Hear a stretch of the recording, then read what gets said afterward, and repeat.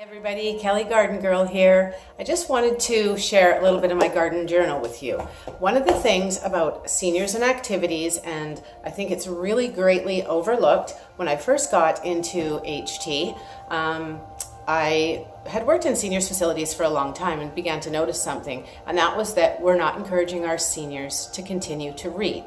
Now, a good percentage, if we encourage them to continue that ability, they will be able to continue to read, whether it be one letter, a sentence, a paragraph, or even a page. So what I do is I incorporate reading into my horticulture therapy programs.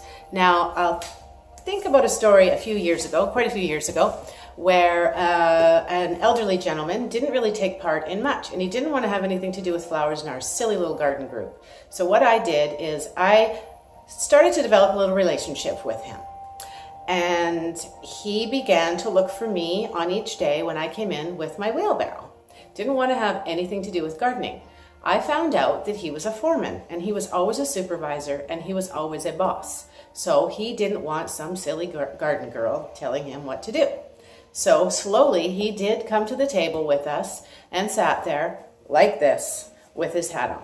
So I decided I'm going to get this man to do a job, somehow, some way. So what I did is I typed up the instructions to our activity. I typed them up in very bold print. I knew that he was still able to read somewhat. I wasn't sure how much.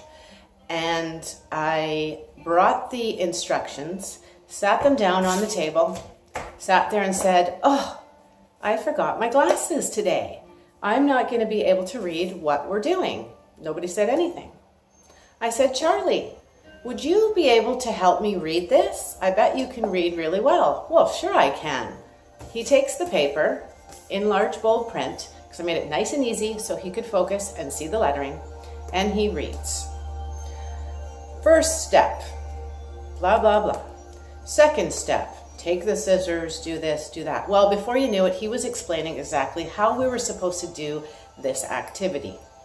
Not only did he explain the instructions, but by the end of the HT session, he was socializing with other people, and we had named him our foreman Charlie. Well, he was delighted with this. The next day and the next week, when he showed up, he was really happy, and he was happy to be the foreman, and we reassured him that he was definitely going to be our foreman, and he was so proud, and it made me so happy because I had found something where he was familiar with this, he was familiar with the role, he was enjoying it, and it was an age-appropriate activity for him at that time in his life. Well, Charlie attended my programs for close to 2 years, and he did start to garden, and he was actually a really good flower arranger. So you just never know. You can tap into certain things and certain senses that you don't even know are still there. But reading is so important.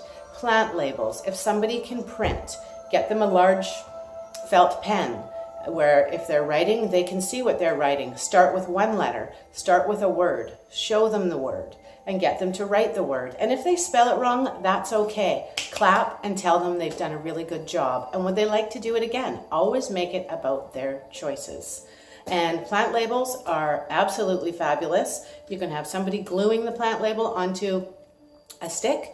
You can have somebody doing the print, and you can have somebody looking for that plant, because some people have a very in-depth knowledge of plants and what they are, and they can choose which label goes onto which plant. So you've now turned one little activity into a multi-activity where everybody is able to take part. So just a little hint, when you think there's that elderly man that you can't get him to come to your programs, try a little trick like that. A little trick just like Charlie. Have a good day, and I hope you're enjoying these tips.